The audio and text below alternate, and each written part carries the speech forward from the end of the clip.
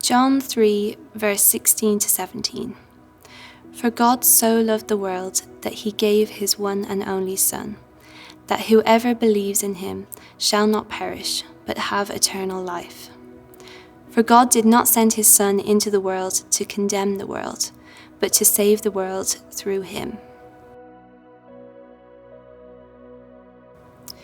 We're focusing this week on what it looks like to live a life of generosity, but to live radically generous lives that are so countercultural that the world takes notice, we must first grasp something of the generosity of our God. It's no wonder that John 3:16 is one of the best known and most often quoted verses of the Bible. In it is the very heart and character of God.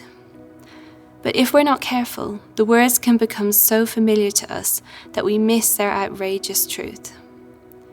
For God so loved the world that he gave his only Son. Here is the essence of what he has done for us, the gospel in a nutshell. In response to our rebellion against God, God acts with unmerited generosity and extraordinary grace. We have a debt against God that we simply cannot pay, and so God pays it on our behalf by giving himself. He is generous with his love, with his acceptance, with his forgiveness, with himself. He holds nothing back. Here too, God sets out the pattern for love, the basis for all our relationships. He demonstrates what real love looks like. When you love, you give. True love is always generous. It costs. When we're generous, we reflect the image of God.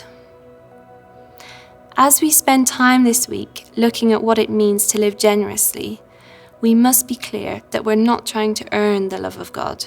We're not trying to buy his favor. He loves you. He went to the cross himself to pay the debt that you simply cannot pay.